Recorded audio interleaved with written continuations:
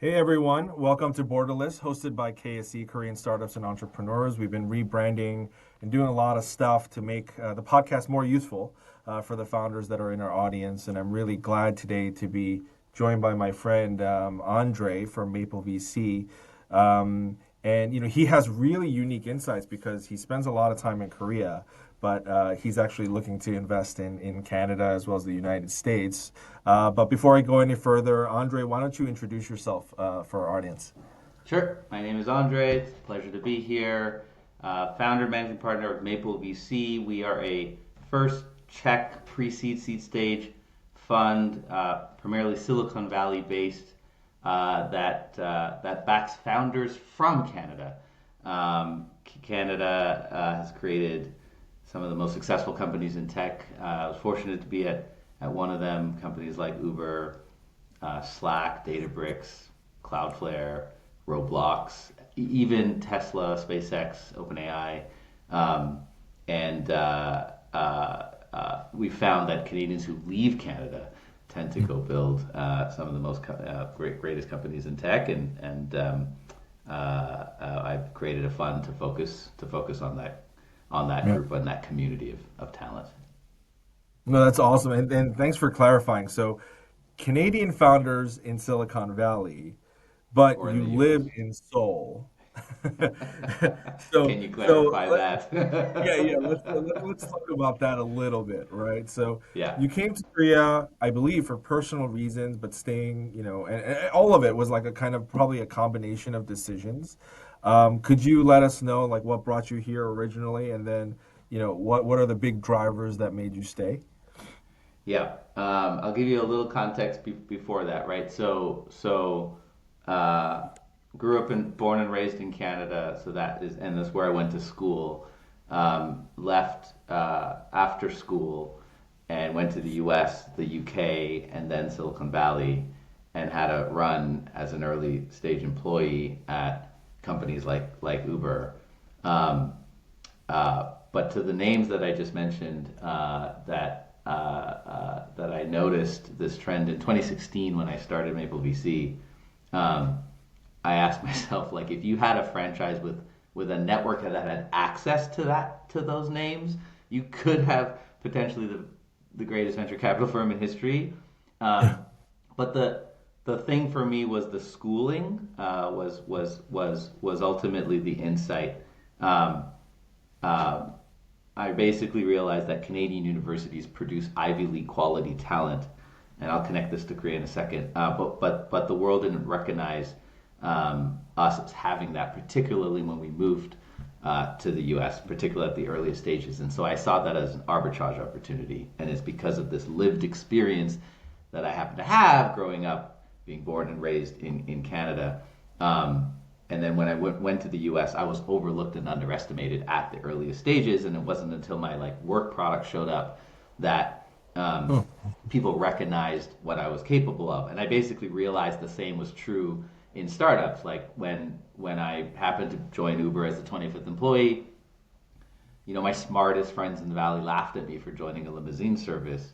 yeah. And Uber was founded by a Canadian from Calgary, Yeah. and so um, that has looking for arbitrage, particularly on the schooling dimension, has I guess just been inherent both to me and my lived experience, and then to the strategy that is an output or a manifestation of my lived experience. While I started with Canada, I very much believe this phenomenon and this arbitrage can be applied to other networks. Mm. And so to enter Korea, the first connection to Korea, frankly, beyond.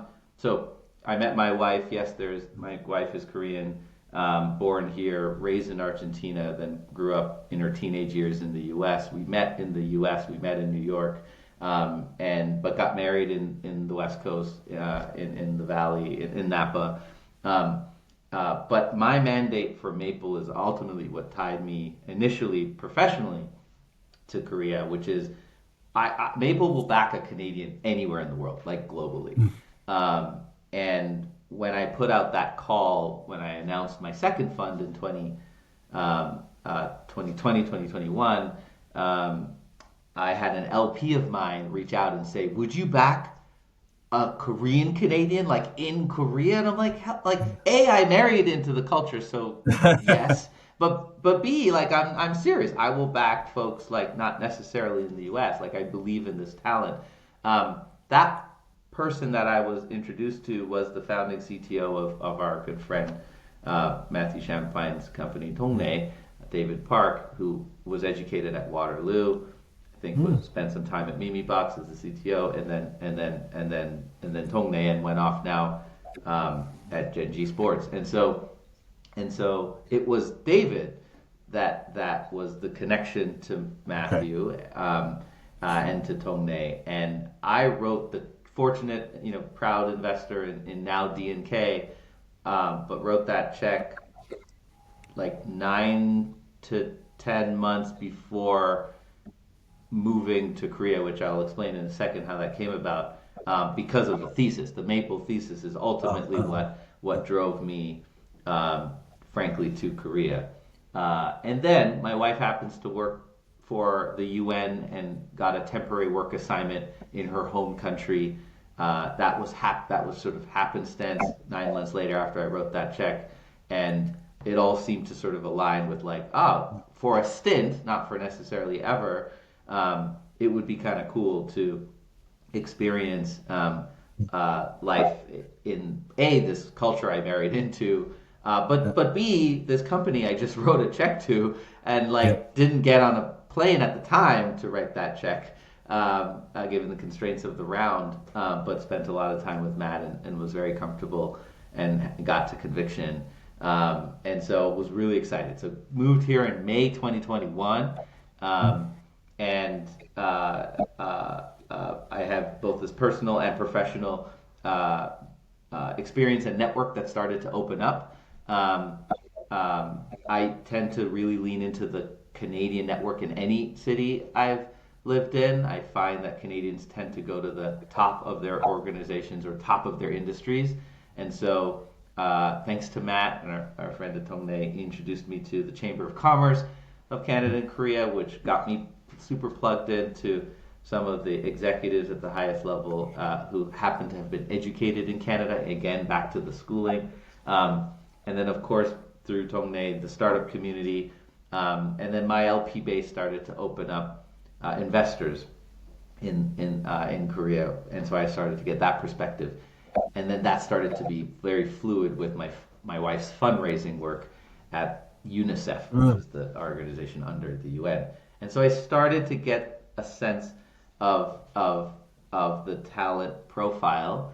And again, back to my lived experience in Canada, because I was educated there and then from there moved to the US and could experience what that felt like. In some ways, I'm adding another node to my network through the Korean experience. While I'm not Korean, and I wish I was saying, but I'm getting somewhat of a lived experience to understand what the talent profile looks like. And man, I feel like it's never going to be the same, but it feels somewhat similar, particularly for that cloth of people who were educated here and then go to the U.S. And how they're perceived next to their peers is somewhat similar to the lived experience I have and the network I'm currently actively investing in of these Canadian expats. Like I think there's these Korean expats that are equally underrated. What's interesting is many of them came back and built some of the biggest companies in Korea that we know, which is evidence again to my Canadian network evidence of like the crazy double-digit billion-dollar companies. It's worth about $2 trillion of market cap that Canadians in the U.S. have created. I would argue that I could, if I do the research, I could put together a very similar stat for the Korean that were like educated in Korea, then went to the U.S., but then in this case they came back and like built massive companies. Right. That network is really interesting to me. Yeah. And I'm getting a first-hand lived experience to sort of understand it, feel it, Yeah. um, because I could see myself in the future uh, adding this as a very focused network, the same way I'm focused on the Yeah. Canadian expat network today at Maple, Yeah. because it will go beyond Canada, my thesis, but you got to Yeah. play in a niche, you got to own a niche to start, and then you kind of Sure. systematically grow from there. Yeah. Is that Sure. helpful? No, Context? that yeah, no, that's super interesting because, a lot of investors have that kind of focus, right? Like it could be geography, it could be the origin story of the founders. With Korea, it's kind of interesting that you brought that up because I do think that there is that we can call it, I guess, an arbitrage where like the founders, there is a disproportionate amount of founders that find that make unicorns in Korea that are Western educated, right? Like everybody knows that. Right. It's probably like it's almost like if you're not, that's the error margin, right? And one of the things though that I've been trying to think about, more for me personally as well as for KSE, but is it, there's this talent arbitrage that we try to accomplish, which is at our company, which is the reverse, right? So there's this immense, technical talent pool in Korea that can be tapped into from a global perspective. Obviously, there are some language barriers, there are cultural barriers. And then on the flip side of that, I thought about the reverse, which is what you were talking about, Andre, which is these founders that were Western educated, they come back and then they make these mega unicorns. And they thought about, is it the genius? What is it the difference, right? Like, is it the Mm, background, etc. And obviously, there's some kind of statistic that you have to look into, right? Particularly if you come from a background that's well off enough to study abroad, right? So there are statistical anomalies, but having said that, there are also a lot of people that are that well off, for example, and that didn't happen. And so one of the things that I had kind of pinpointed to was having the benefit of being educated abroad created a cultural arbitrage for them, right? mm, So, when they come back, they are no longer constrained by the educational, cultural weight of being here, whether because they don't have the responsibilities of that, right? Like if you go to a sure, Korean school, you have the responsibilities of that. You go to a Korean corporation, you have the responsibilities of that, sure. right? And so the weight of being a member of a specific kind of cultural norm versus coming back and saying, you know what, screw it, I'm American, and all of this seems super inefficient, so I'm just gonna go and like mess stuff up, right? Until somebody tells me not to, and then I'm gonna do it again. And that's like really, really important, right? For Mm, particularly to try to build a startup company in a country such as Korea, right? And you mm. were talking about like that kind of niche that you might or node that you might look into in the future, but what do you think about like the fact that most Korean startups are now encouraged to go the other way, right? Do you think that there is indeed that type of arbitrage where there is a talent pool of founders in Korea that can be exported efficiently and successfully, to the Western world? Absolutely. I think there is one component that I am appreciating and learning, still learning, which is the first wave. If you call it the first wave, it might have been the second wave. Again, I'm not entirely sure. So apologize for an early learner of this market, but it feels like the first wave was the ambition was to serve Korea with your startup, with your product and service, and the success are everyone knows them, and it's great, and I mean, no offense to the Korean market, it is an insular community and market, Mhm. so it sort of made sense to the outsider. It didn't make sense. No one believed you could create a double-digit billion-dollar business and serve 25 million people, 25 to 50 million people, like that Yep, that was not obvious to most yep, until you move here and you understand the characteristics that make that possible. But the yep, second wave, or maybe the third wave of founders, of Korean ambitious founders, it feels like they are starting global first, um, or figuring out to piggyback the waves that, and the trends that are real, that like Korea's punching up well above its weight class in terms of all the different categories of culture. Could we export our greatness, and could it be applied to other parts of the world from day one? And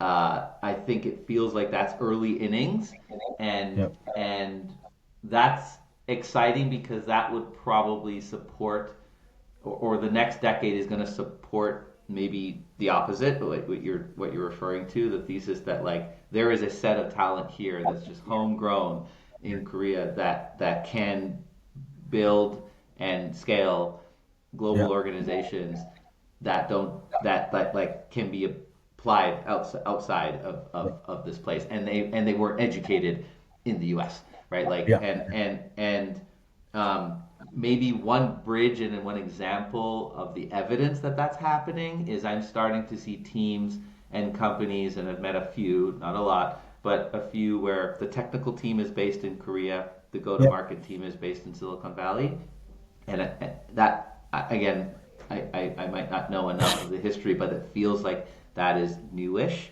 and so let's take advantage of that schooling, because I think it goes back to the schooling that is misunderstood from the U.S., both in a Canadian context, and I think in a Korean context, like the U.S. just doesn't fully appreciate or understand, and they always think they're in the top of the world. And so there's like arbitrage there, and it's usually comes out of education. And so like, how do you use that? Okay, let's leverage the technical talent.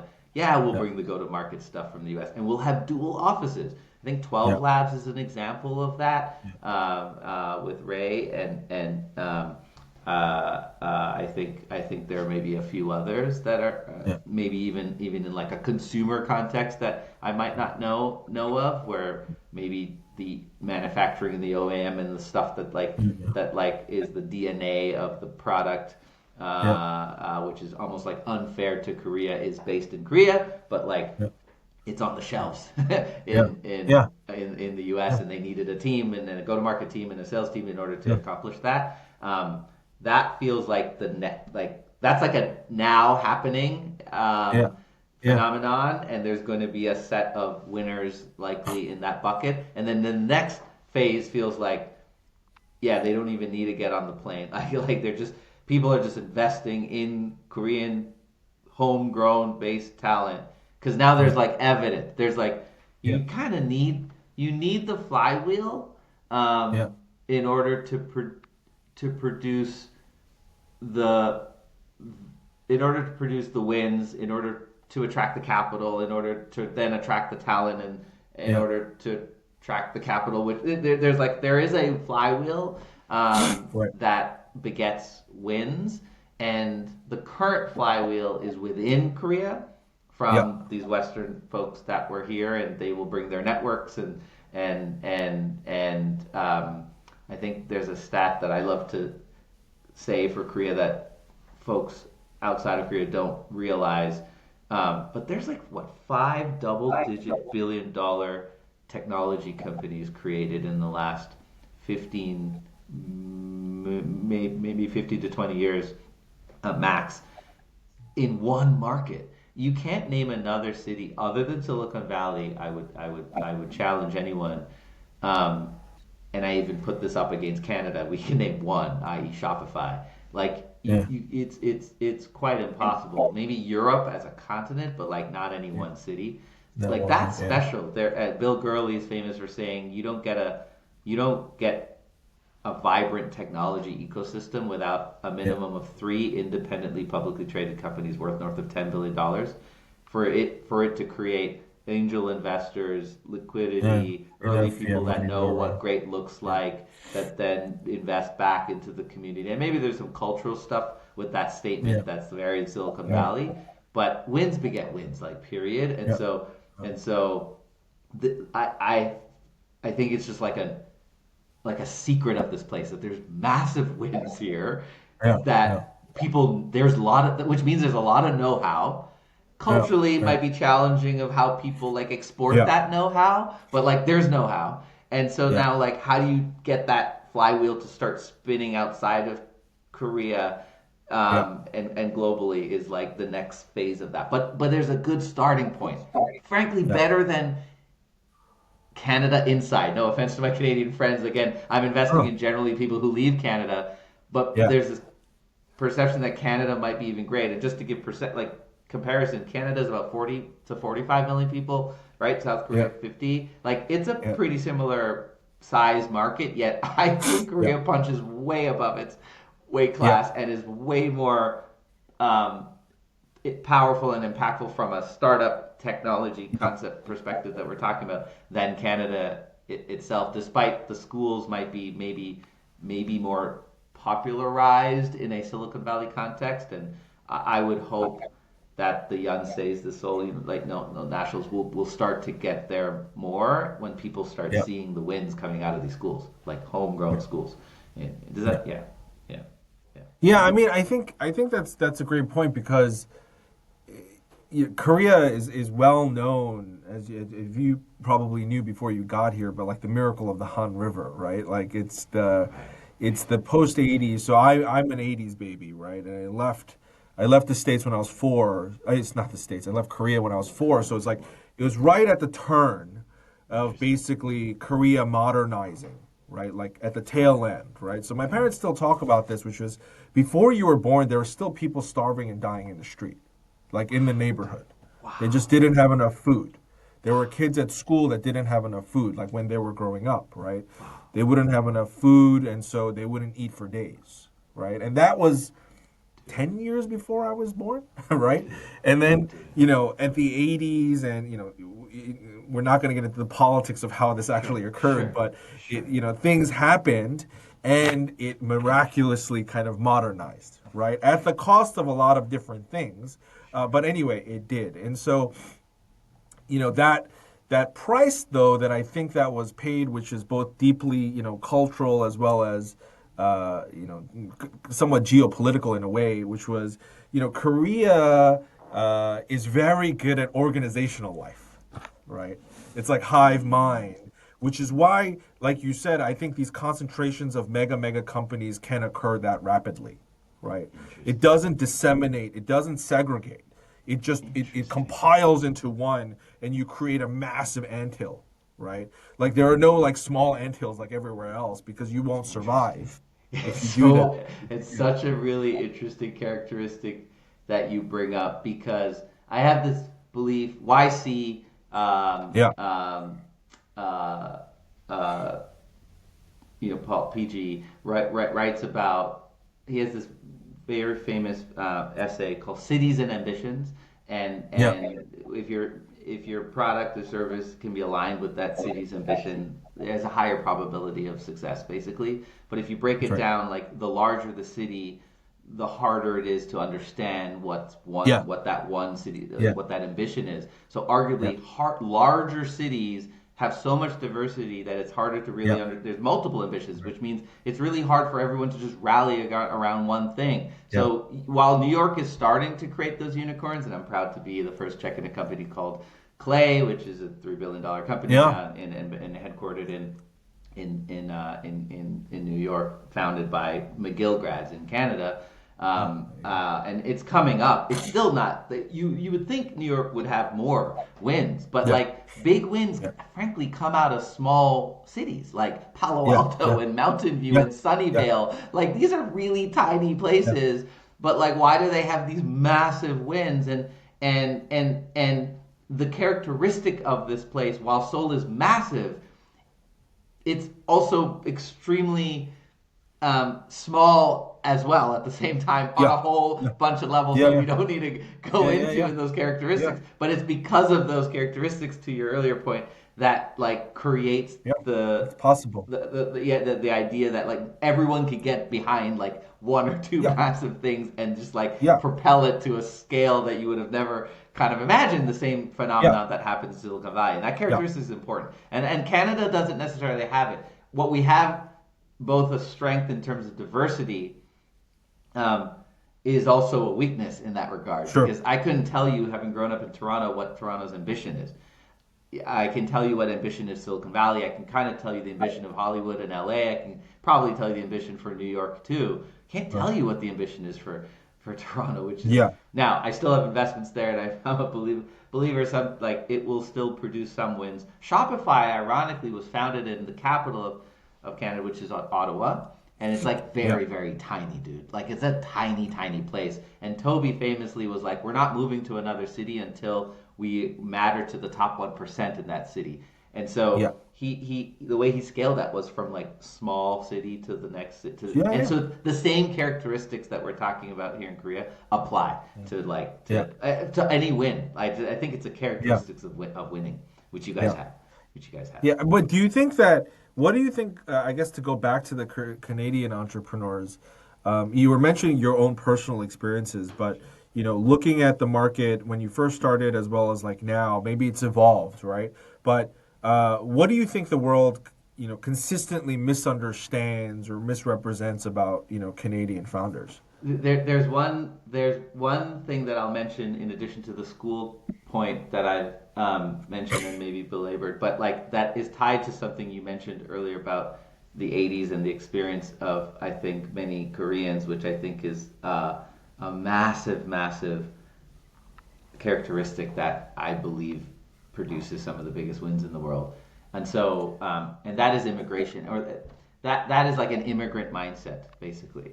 And so one is the schools. That's a characteristic. Canada, unlike the U.S., like it just produces Ivy League quality talent, like for free, like Right. effectively for free compared to what you would have to spend in Yeah. the Yeah. U.S. So everyone's just educated at the highest level. A. Yeah. B. Canada, I think part of the G7 countries factually has the most amount of immigrants. Okay. And I so didn't know that. you just have this immigrant mentality of people moving from other Uh, countries to this place with just chips on their shoulder, like to yeah. make it from nothing. They came with Yeah. $500, like the typical immigrant story, right? Like I came Yeah. with ten Yeah. dollars in my pocket, $500, and I had to like make it, and that's everyone's parents, Yeah. and including mine from Jamaica, Yeah. and so I have double clicked on that immigrant mentality even further because I choose the founders who came from generally And then left the Canada. correct and then went to the Yeah. US. Correct, Double correct, and immigration. correct. So they have Yeah. crazy chips on their shoulder because they're like, Okay. dude, my parents were overlooked and underestimated, And I and left. I Yeah. was overlooked and underestimated in this beautiful country, and then and they opted out of that to go to another place where they're doubly overlooked and they're just like, oh my God, I'm gonna prove They're to the gluttons world for punishment. I think it's basically. Yeah. totally, totally. And what people don't understand is, and similar to Korea, now that I can live here, I can say this too. Great healthcare system, one payer system, like the social safety net is kind of Yeah. insane in Yeah. Canada, and Yeah. I think it's somewhat similar in Korea. Like from a Yeah. standard of life perspective, Yeah. you and I have talked about it. Like the standard of my life, the quality of life living in Korea is the best in the world, and It's I don't think so I could. high. It's Yeah. so high. Why would you opt out of that Yeah. to Yeah. go Yeah. to a Yeah. lower standard of Yeah. life Let's to leave like try to safety. make it? It's insane. It's insane. So Yeah. like, and I just think that is a characteristic. Um, yeah. So schooling, immigration, and immigrant mindset, and then I think the third is the social safety net. I think I there's something ironic about it where like if you don't make it in Canada, you're not going to be sleeping on the park bench. If you don't make it in the U.S., you're probably going to be sleeping on the park bench.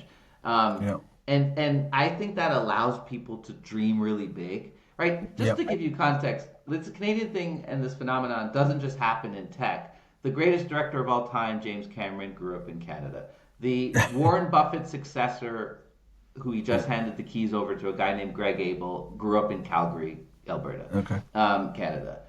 The highest post in academia, arguably the vice chancellor of Cambridge Institute, is a guy named Stephen Toop from Canada. Um, like in every field you could name, why do these Canadians tend to go really far? And so I just happen to believe they're some of the most ambitious people, but it's because of Mm. the fabric of the way that society has set up, Mm. where like it's okay to dream because you're not gonna not be eating Interesting. at the end of the week, right? Like there's Interesting. a social safety net. But the flip side to that is most people just opt into the safety net and don't Yeah, be yeah, ambitious, right? yeah. They're That's what I like was why do thinking. I have to be ambitious? Because I could Yeah, just yeah, yeah, eat well and live well, and like I don't need to yeah, dream big. And Canada is one of the largest middle class of the yeah, world. Like there's not a massive discrepancy between rich and poor. yeah, And so I have found that just the most ambitious people tend to opt out of that, but they were born, they were like inbred with it a little bit, right? Like yeah, yeah, yeah, even if you just went to school there for a little bit, you're getting it's capturing your mind share, your yeah, mindset. Like Elon Musk went to Queen's University yeah, before, like he went to Canada before he went to the U.S. And I have to believe that there is some it rubs off on you in terms of that yeah, culture. And so yeah, to take it back to Korea, I think they're like that, like the history of this place, the amount of chips on the shoulders to like yeah, survive, yeah, like building something from scratch in the back to the startup context, it's a yeah, heroic effort, dude. It is yeah, not for the faint of heart. Like it might be yeah, sounds cool to be an yeah. entrepreneur, but I We when all I'm writing know. a Yeah, check, yeah, I'm like looking for like kind of have to be insane. Like you have to yeah, be yeah, something's off for you to want to yeah, opt to choose this route. And yeah, hopefully it's something that's like you need a right or wrong in the world that you just feel yeah, very, and you have a story around it or whatever. And I think like that ingredient is incredibly important, and Koreans have it in spades, dude. In yeah. spades. And so that's why I'm seeing some similarities. The schooling, amazing school. I don't know the cost per se, but I can't imagine It's as like expensive Canada. as the U.S. Yeah, Correct, yeah, correct. So like not everyone maybe gets educated at that same level, but there's that a level. Yeah, large sure. population that do. And then you have this like immigrant mentality, not in the sense of like Canada's immigration where people came from different countries, but just like the history of this Leaving. place that forces people to sort of like survive, right? Like Yeah, they can endure pain longer yeah, than most, which is yeah, the perfect ingredient for building a company. All you're yeah, going to have to do is endure pain for about a yeah, decade to see yeah, whether you're going to have success or not. And so, like, I think we have that in spades. And then maybe the third is, which I'm learning, is there a social safety net that allows people to be ambitious? On the flip side, again, it's ironic because it might force a yeah, large population to not be ambitious. But for those who do, their level of ambition is greater than those who didn't come from that social safety net, which is where I yeah, think you could actually be more ambitious than the U.S. Founders. Uh, yeah, um, uh, when you compare ambitious to ambitious, like all else yeah, equal, yeah, yeah, ambitious and ambitious, I'm betting Canadians are even more ambitious, and I have all the evidence to prove that they have been. yeah. And then I actually believe the same could be true for Koreans. Again, comparing ambition to ambition, you will Right. find, I think, a Korean ambitious founder to be even that That's much really more. interesting because, Yeah, I've talked to other founders about that, like, some of the most successful, but there's also that stat, right? And this is just a money perspective, not really sure. like a startup thing, but, you know, billionaires, the majority were not wealthy, right? But millionaires almost always grew up wealthy, right? Interesting. And so, not always, but like the vast majority of them came from a comfortable background, right? Sure. So they knew what it was to thrive, but they didn't need to survive, right? But the billionaires were only forged through survival, right? And it's a really interesting thing because I was reading something about this about like evolution, right? And how we evolve, but the most ambitious person probably left the cave, right? And he was crazy and he was super ambitious because he's like, I need to go get food. But the problem was, if he never came back, he had no one to tell, right? Right. Or if he Right. came back and then he starved to death because there was no food in the cave, he still had no one to tell, Right. right? So that level of ambition never got passed down. It was too dangerous. It was too chaotic, right? But there had to be a certain safety net. So if I went out and fought a mammoth by myself, I would never come back. I couldn't tell you about the mammoth. But 5 people went out, would bring back the mammoth, and they survived for a month, right? So there was no such thing as pure ambition. There was bravery and courage, etc. But there was no such thing as pure ambition because you would never survive. Like you would never survive the elements, and you could never tell anybody to pass that down. And so the whole kind of thing about needing a certain element of safety in your brain to take risk, I think is actually very true, right? And I think having the ability to say that I won't starve to death is also like it's probably true in Canada, but like growing up in the States, like it's also kind of an American mindset too. At least in the Northeast, right? It's like Sure. you can do something, like you're not gonna starve to death in the street. Like, well, federal welfare is good enough, whatever. But like you'll go get a job in McDonald's. Like someone's gonna hire you somewhere. You'll make now minimum wage. I have no idea how much it is, but it's an insane Totally. amount of money, and Totally. so you'll be okay, right? And the thing is, Korea, I think, still misses that, right? I Which is, yeah. No, no, go finish that thought. Finish that No, thought. I was just gonna say, from a social net perspective, it exists, but from a cultural stigma and dollars and cents perspective, it doesn't exist, Got it. right? Yeah. I'll give you another example here to hit the point even that you're saying further. I am fortunate to be an executive fellow at Harvard Business School. I didn't go to Harvard to put it out there, and I'm not just touting myself here, but I'm working with a professor who happens to be Canadian, and it's again the Canadian thing that got me, the network that I'm focused on that got me there. His name is Reza Satchu, and he's teaching. He's re-engineering what entrepreneurship means at that school, and his resume is worthy of that. Happened to found a few billion-dollar companies and went to Harvard and found that the students who get to Harvard had to overcome actually a lot on in general a lot of things to achieve that goal. And I think it's similar in a Korean context regarding the schooling and from a cultural perspective to go and achieve the level of accolades and access and pedigree is actually very hard to do, and they Yeah. do it at the highest levels, and then they get into the organizations and they choose options that are not as right tail outcomes that the stuff that they chose to get there were. And so he's trying to re-engineer in this course called the founder mindset that you all think if you fail, the failure is going to be terrible for your Yeah. career. Spectacular failure. Yeah. Spectacular, like it's gonna, Yeah. and it's crazy because you had to take a lot of risk to get here, but yet all of a sudden you're choosing once you're here because you have the safety net to not take any more risk.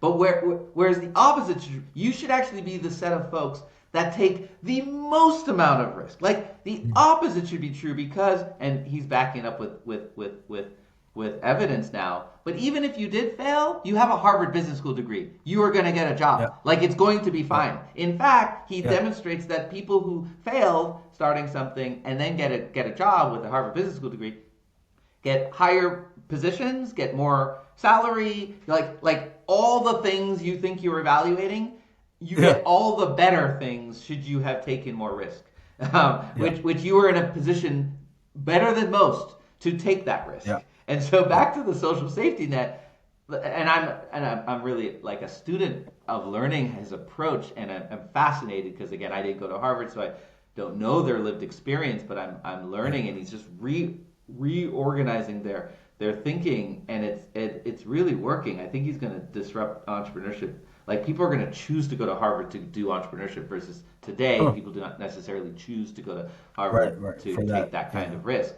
And I think it's like the same thing in Korea, right? Like how do we culturally reorganize their mind that you went through a ton of hardship to get to this point, and you went to Yonsei or you went to Seoul National. Oh my God, Like now you should actually take like you should take more risk because you have that degree or you have the Yeah. social network, social safety network of the country, right? Yeah. Like and yes, it's probably going to be a cultural mind Yeah. shift Yeah.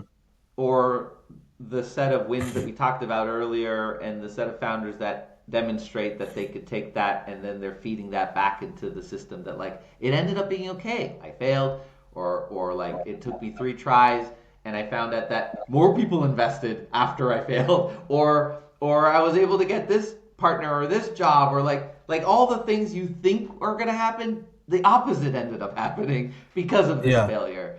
Yeah. Yeah. And again, failure is tough to sort of necessarily embed in a society, right? Like that's the probably one of the feature set of Silicon Valley that's quite unique. Um, but this professor is proving that it can be taught Yeah. at and its own culture of Harvard, and in many ways, I think it could be a blueprint Yeah. for Canada for the folks who think the social safety network is so great that like I don't want to fail. Oh my God, I can't think of failing.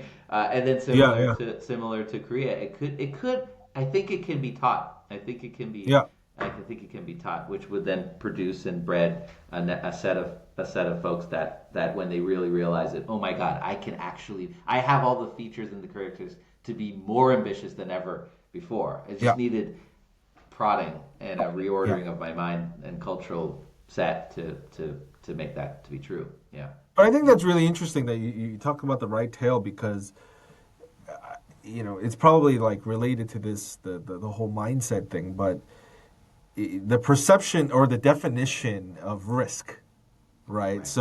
So you saying that it's more risky, but and this goes back to the whole caveman theory, where it's increasing your risk as you get older is nonsensical from a biological perspective because your intrinsic risk is too high, right? So I actually talked to a friend of mine. He's like, if you live forever, like if we can fight aging and you live to 2,000 years, you cannot step foot outside of your house because the risk of you getting hit by a bus is too high. It's too high at that point, right? Statistically, Okay. it's too high. You can't Okay. leave your house as you get older. Not because you're sick, but because the risk of something else killing you is going to be too high, right? And so the perception of risk is something that I also try to tell my Korean team because like we do the whole, we have the Korean team and then we have the US team.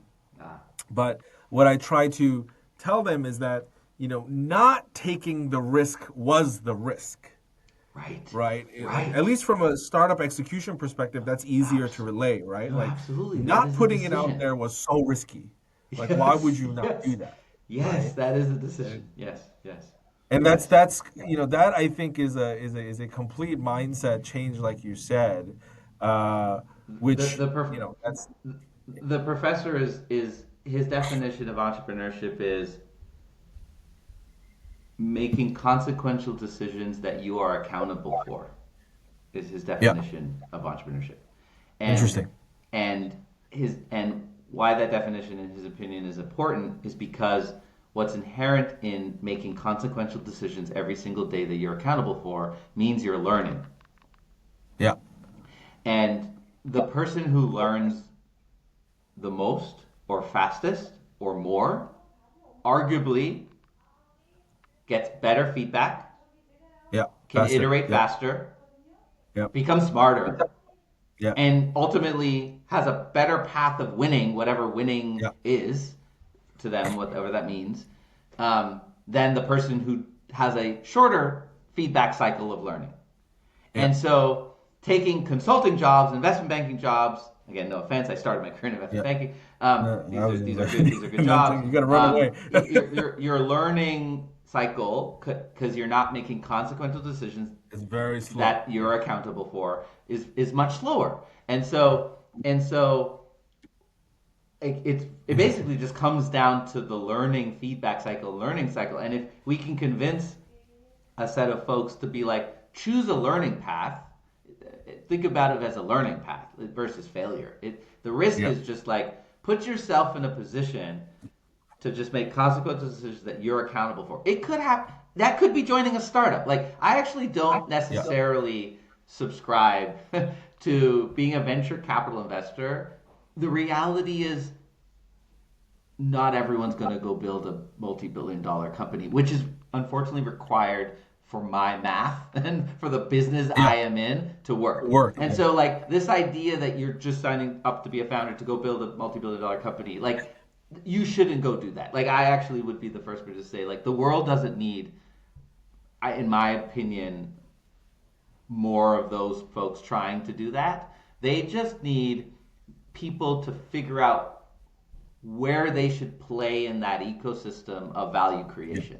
And Yeah. I deeply believe not everyone is a builder. I actually happen to have a framework to think about founders as in inventors, builders, and operators.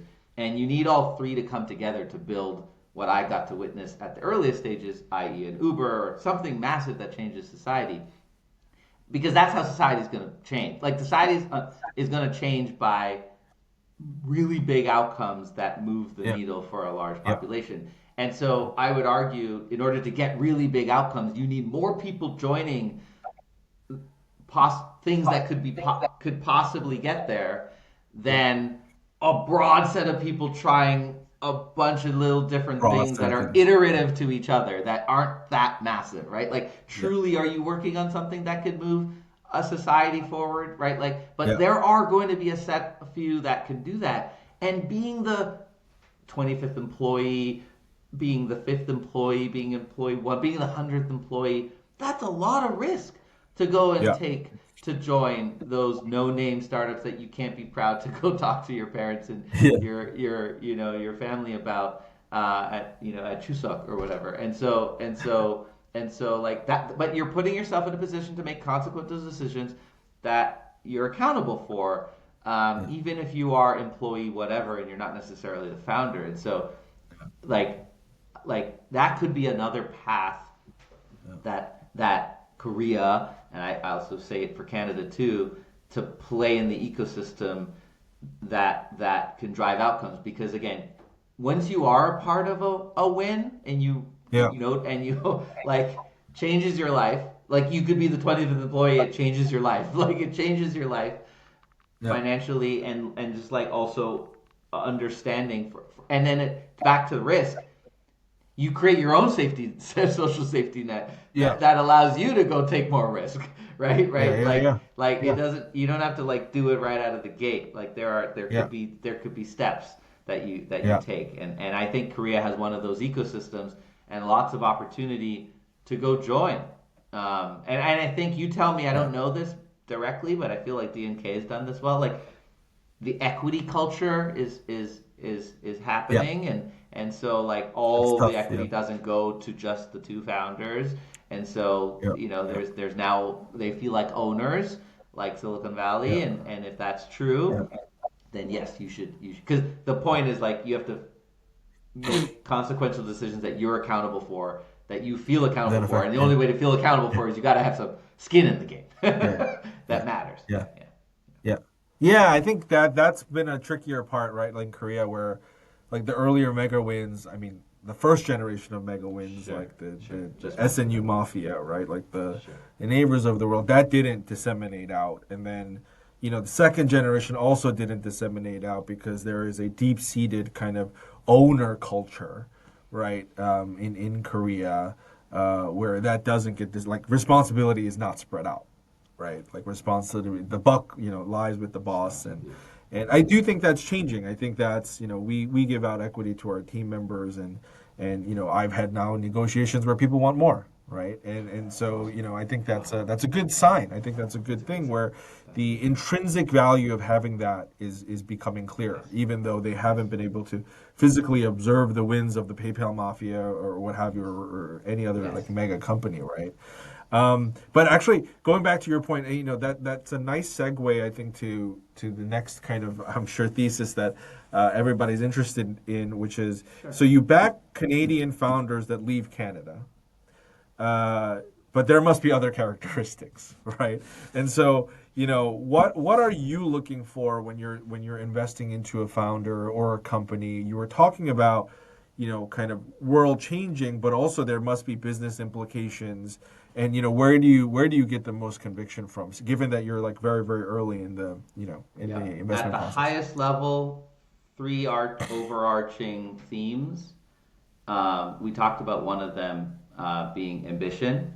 Um, it doesn't necessarily have to be very clear, but I am looking for, and sometimes it's built over time, but I'm looking for like a big ambition. And it sounds really simple, but it's really interesting to stare someone in the eye and be like, what's the ambition for this thing?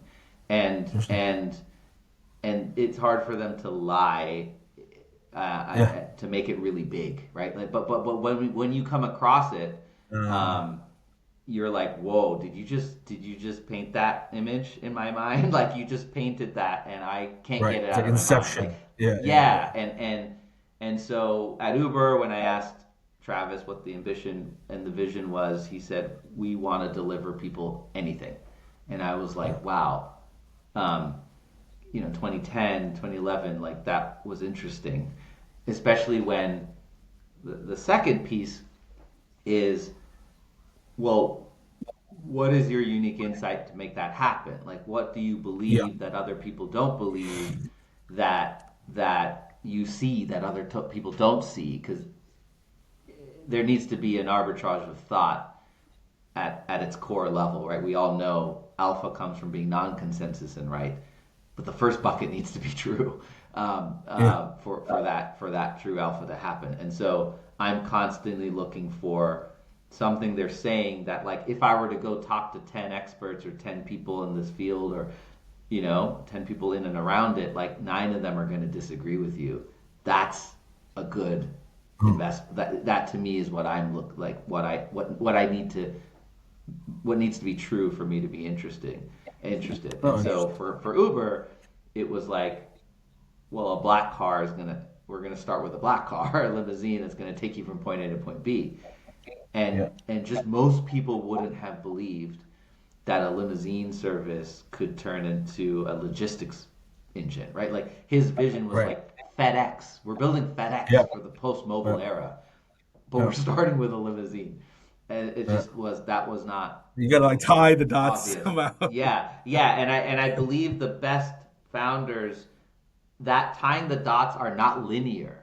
If Yeah. it's too Yeah. linear, I have a framework for the founders I alluded to. I put them in a certain bucket, and that's an important bucket to be in, but it's not the core visionary person that I'm ultimately, or that I personally get really excited about. And so ambition is one, unique insight is the second arching theme that I'm trying to uncover, and then third is your classic why now, but like, why is this possible today? It's a Yeah. little bit That's harder interesting. to decipher this question because AI is the obvious answer to everyone's question Uh, here. But really, I happen to break them down by a technology, like a tech tailwind, an economic tailwind, and a cultural tailwind. I don't need to see two out of three. I don't need to see fully three out of three. I think you could mess up execution 100 ways on Sunday if you have three out of three. The thing with timing is it usually is fuzzy. If it's too obvious, you're obviously too late. And so, but there's a lot of work and time that goes into understanding what makes this ambition that you have and this unique yeah. insight that you have like possible today in those three dimensions. Um, and I'm good if it's sort of like two out of three. But those are like at its highest level, even on a first conversation. I'm trying to decipher these three overarching things. And when I study, and it came from just when I study the Uber playbook. So for the third one, since I'm following the example, um, you couldn't put a map on a phone a year before Uber was built. Um, Google hadn't released their Maps API. Yeah. And then of course the GPS in the phone made it possible just a couple years prior. Yeah. And so that was the framework for Uber. For Clay, as an example, now that I'm restudying, I made that investment in 2017, $3.1 million company. What was true? The founder's ambition while everyone knows today Clay is a go-to-market tool, it's not exactly what I invested in 2017. What I invested in was he wanted to make programming accessible to all. Oh, okay. Um, and he wanted to give Very early superpowers for that. to Yeah. people who didn't have engineering capability, and and and that captured my imagination at the time, Yeah. because he had this unique view of the world, which was the world's not going to produce enough engineers. Yep. Um, this is 2016, 2017. We're going to have to give the capabilities that engineers have to automate stuff and to do stuff to a magnitude of other people who don't and weren't educated with that degree or that skill set, and um, and we think like what the black terminal was to engineers, we think the Yeah. spreadsheet universally, if connected to the internet, could be that for everyone else, who aren't engineers, and that at the time in 2016, 2017, there was boot camps left, right, and center training engineers. A few years Yeah. before that, maybe 5 years before that, Andreessen declares software's eating the world, and like CS is the hottest degree. Yeah. Yeah. Everyone's getting it fun, like that. I came from a company called Hired.com that was training and placing these people, and then these sets of folks are literally telling me the opposite. That like training, anything you think you're going to do will never produce enough engineers that the world actually Yeah. needs. We need to give Yeah. them. And then the third bucket, the why now, was there was this thing called no code and low code that being a non-engineer I had to go learn about. But the serverless infrastructure at the time and this low code no code tooling made this possible. The superpower that they were talking about. This ended up being just manifested in the go to market motion for companies years later, but like that's on an overarching level what I look for and what I have historically invested in on the highest level. Yeah. There's Oh. specific questions we can go through that I like tend Yeah. to look for, that sort of the second order of diligence that I'm trying to find conviction in, but Sure. at the highest level, ambition, a unique view of the world, and like a what made this possible today on a few dimensions Yeah. is what I look for. So then I guess the next question there is, what industries or categories are you seeing, beyond just AI generically, but like what are you seeing as maybe potentially most impacted by AI, right? Over the next 5 years, and are you looking at any on a no-names basis? Are you looking at any investments that are interesting that we may not have thought of 2 years ago without these capabilities? Look, I love the question, and it's I appreciate that one would ask investors their view of the future. I have this fundamental view saying that like if I knew, I wouldn't be an investor. I would be a founder, because Mike Maple says this quite often, that like the best founders live in the future and they're just Yeah. coming back to tell us about it, and like who wants to come on the journey. Like investors don't live in the future, that's for damn sure. And so I try to keep a very elastic frame of mind, because I have found, again, back to my lived experience, that the biggest things that end up changing the world and markets end up happening on the edges of these Yep. like categories. So like you just think of, and then the folks who were focused on categories, call it, back then there was like mobile focused funds, which is funny to Yeah. me, and obviously now today there's AI focused funds, which is equally funny to me. Like Yeah. it's gonna permeate everything. There shouldn't be Yeah. just like a one focus on Yeah. it. It's a new form of technology that everything, that will Yeah. permeate every area of our lives. But the biggest outcomes are gonna happen on the edges, right? Like a logistics, people looking at logistics space wouldn't have ever believed Uber. Maybe people Yeah. thinking of fintech probably wouldn't have believed Stripe. now we're seeing prediction markets like Yeah. changing news that probably wouldn't have entered people's mind of that's how news is going to change or media. Like Yeah. it just right, it happens on these edges, and I deeply believe founders are at the edge of that, and so yeah, resist sort of answering the question per se, other than I happen to deeply believe the network I'm focused on historically and currently tends to go work on the edges of these areas, and seem to lead me to the promised land. So I'm an investor in a nuclear reactor Yeah. company, but it's not a nuclear reactor. It's creating a factory for nuclear reactors by creating a prototype data center of which it can power in Texas. And like that founder's ambition in 2022 was I just want to.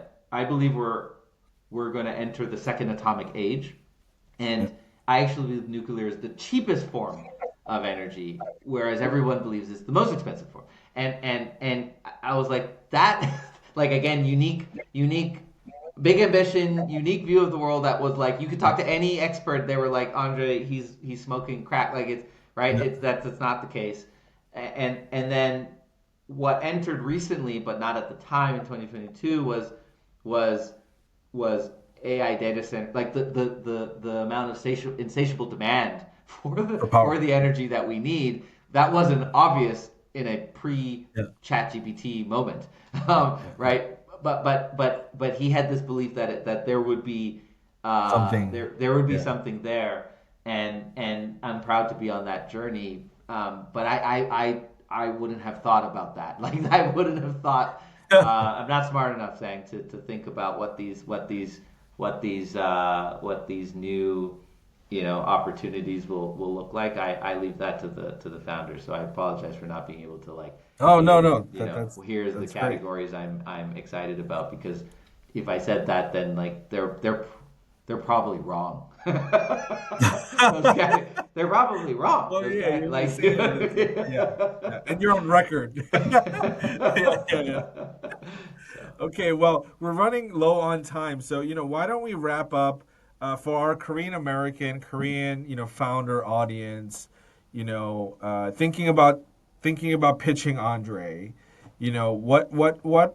what should they prepare, right? I know you talked about the things that you're looking for, but from kind of a dot the i's, cross the t's. Like, what are the things that they should prepare in their pitch if they're pitching to you?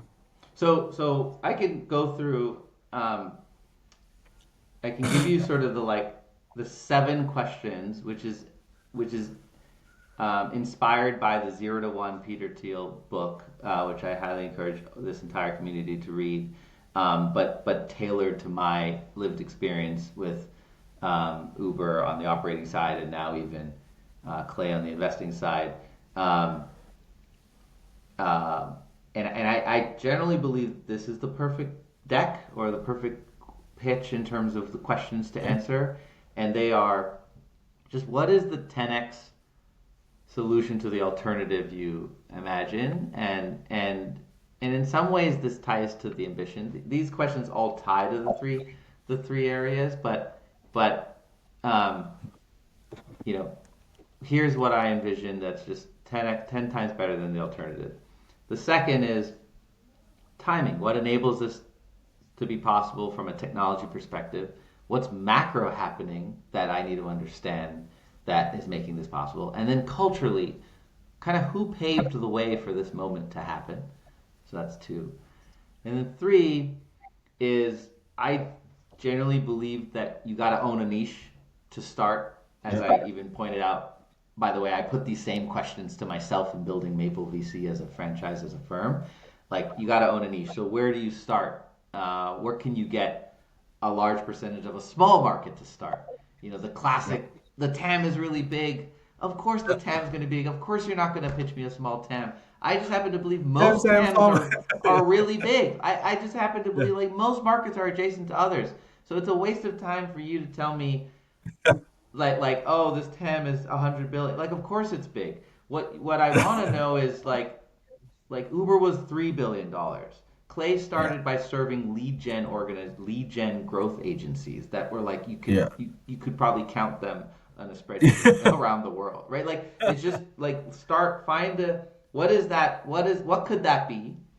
um, three, and then four, um, Huh. go to market distribution. Just but for Sure, sure. distribution, I want to ask like again because this is the idea stage that I invest in. Just like what are some creative ways if you literally had to set marketing budget to zero? Mhm. Like Travis forced us to set you couldn't spend like figure it out. He was like, you get zero budget, figure it out. Yeah. And I Yeah. was trained under that. You just have to be, you get much more creative. And so I like to understand, even if it's crazy ideas, just throw it out there. What are some of the stuff that, how are you going to get in front of customers? Um, Four. And five is while no company, no startup can truly be defensible out of the gate, I believe. Have you read the book Seven Powers? Yes. Uh, I believe those are the seven moats. There's a lot of debate right now in AI land, like, oh, there are no moats, and Uh, speed 996 culture is a moat. Like that shit's not a moat, dude.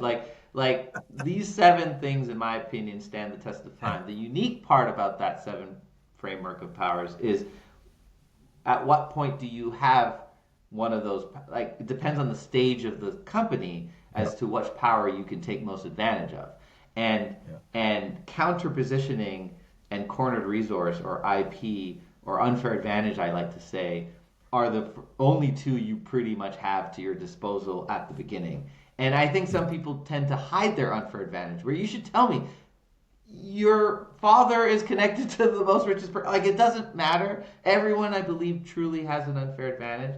Tell me up front what that is, and then and then like what could be the defense? What could be the Yeah. most strategic asset of this story that you are writing, right? Like Yeah. for Clay, I recall, when I asked him this question, he said, "We're building a marketplace of API functions that you can instantly run," and mine being a marketplace person, having worked at Uber, was like, "Oh, there's potential network effects here." And the thing I think people don't see about the Clay story is that they've created a network effect around data providers. They're aggregating Yeah. a bunch of data providers so people can access a set of folks online that they couldn't have as efficiently as before. And so, what could that be? What just like wrap with me? What could the defensibility look like? And then lastly, um, is the classic question I said at the top,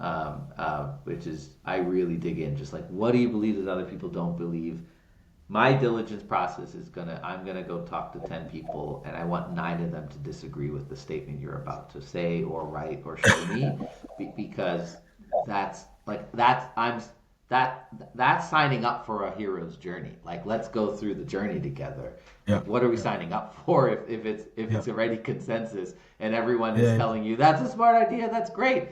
Like usually at the seed stage, that's a bad sign that we're signed up for something that's gonna really impact the Yeah. world, Everyone's right? already doing. Yeah. Everyone's. Yeah, and Yeah. so the deck, those are the specifics.